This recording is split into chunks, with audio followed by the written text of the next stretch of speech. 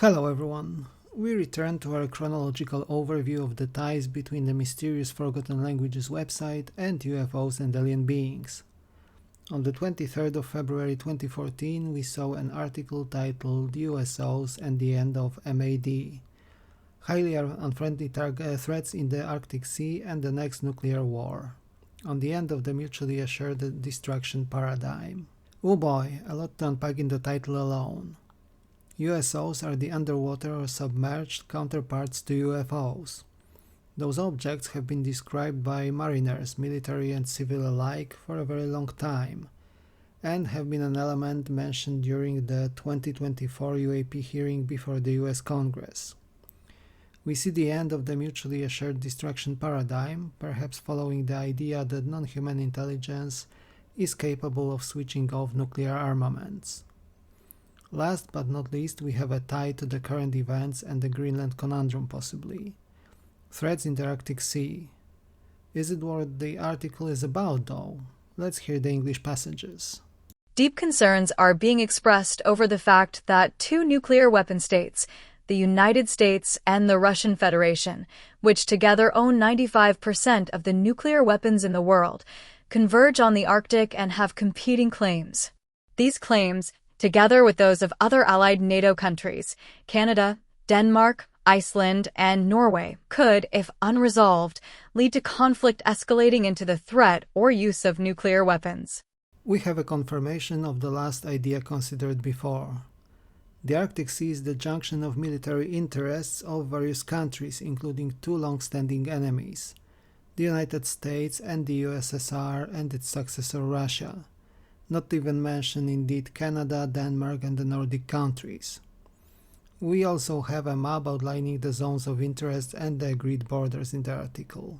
The U.S. Geological Survey reckons that the Arctic share in the global conventional resources yet to be found amounts to 13% for crude oil and 30% for natural gas. These resources are probably offshore for the most part, 84%. Would this be the reason behind the drive of the current American administration towards the acquisition of Greenland? This is a very big landmass and indeed key to the Arctic Sea. Even fossil fuels aside, it contains high quantities of rare minerals and elements, valuable to modern-day industry and cutting-edge technologies. Now, the article also points out that not everything may be as peaceful in the Arctic as we may officially know. In August 2008, Canadian forces quietly deployed naval and air assets to investigate a report of a foreign submarine sighting near the eastern entrance of the Northwest Passage. The sub-sighting, based on what the military described as a reliable report from hunters, occurred near the northern end of Baffin Island on August 9, 2008. The sighting was linked to a report a few days earlier of a mysterious explosion in the area, widely reported in the media. Another group of hunters heard the explosion, which was so large it shook their cabin. They emerged and saw a plume of black smoke some distance away. But in the case of the explosion and submarine sighting, the military commented only on the explosion and rewrote planned responses for journalists, removing any reference to the submarine. Nobody recognizes Canadian sovereignty claims beyond 12 nautical miles from the coast, and everybody considers the Northwest Passage international waters. Listening devices and land-based sensors on Devon Island were installed in 2008 as part of the Northern Watch program, with the expectation that the full system would be completed by 2012. The new threat they face is, however, invisible, silent, fast, and lethal.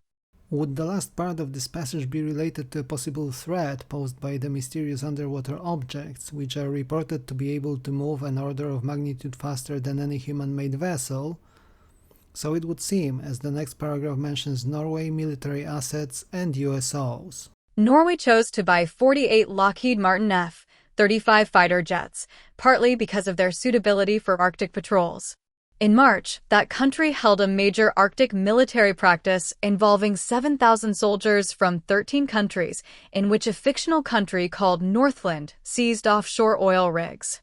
They did not plan for USOs and other non-terrestrial highly unfriendly threats, of which so far 5 have been positively detected.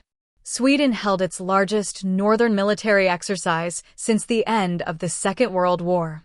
About 12,000 troops, 50 aircraft, and several warships were involved. The exercise was closely monitored by unfriendly forces, and at least one large USO was detected by military radars. It seems that not just the US, but also at least the Scandinavian countries could be aware of the reality of USOs, even if those countries have not, to the best of my knowledge, ever declared this openly. And here we also have a reference to those strange objects and their interaction with the American military. While the United States continues to operate its nuclear-armed submarines at rates similar to Cold War levels and conducts more submarine patrol missions than the rest of the world combined. In 2008, Ohio-class subs conducted 31 patrols, most of them from the West Coast base at Bangor, Washington. The average patrol lasts 72 days submerged, and some missions have gone past 100 days, yet the USO 1340 incident clearly showed how meager this force is. Having in mind the USO was repeatedly able to appear and disappear at will, and even to hide from radars and sonars, it is clear that terrestrial forces should operate jointly. The 5th of March saw an article which is somewhat related to the one we discussed the last time, namely to the possibility of engineering human experience of UFOs and aliens using purely human technology.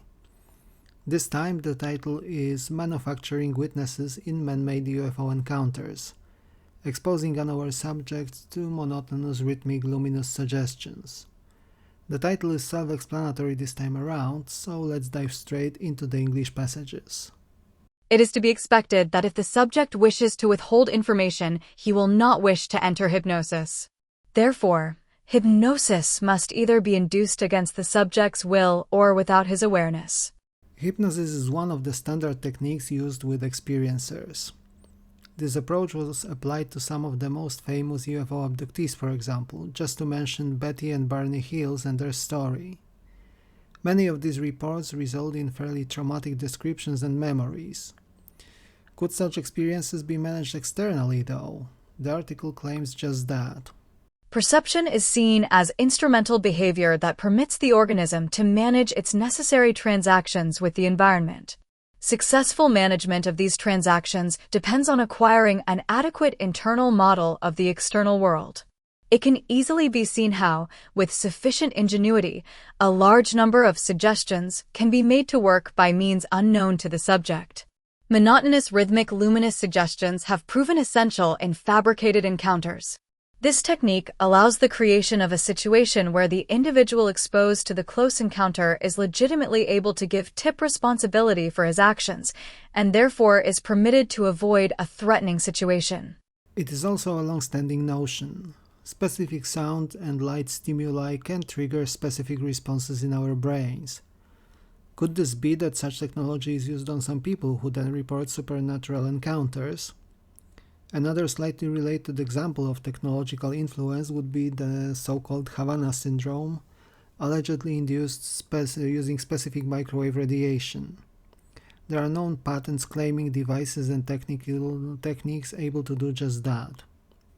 It is also worth noting in this case that the article contains a reference to the UK's Roswell, namely to the Rendlesham Forest encounter of 1980. The target subject may have a spotty memory for this period of time, which seems to be a function of a failure to acquire information rather than an inability to recall it.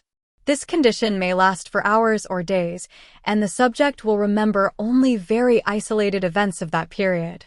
It made no sense, once I was up there, close to it, that it was more like black glass. I'm not sure. I was pretty confused at that point. Unaware witness from the Rendlesham Forest scenario, USAFOSI/12/80. The article also refers to bibliography, which contains potential US Air Force reports on outdoor scenarios and general safety documents, which describe UFO encounters as being fabricated. So, what do you think of this, dear viewers? Is it possible to create an artificial experience like this, which we cannot distinguish from reality? And what do you think about USOs? Let me know in the comment section down below. We are going to return to the strange world of forgotten languages next week. Thank you for watching, like and subscribe if you enjoyed the content, and I will see you soon in another video. Take care.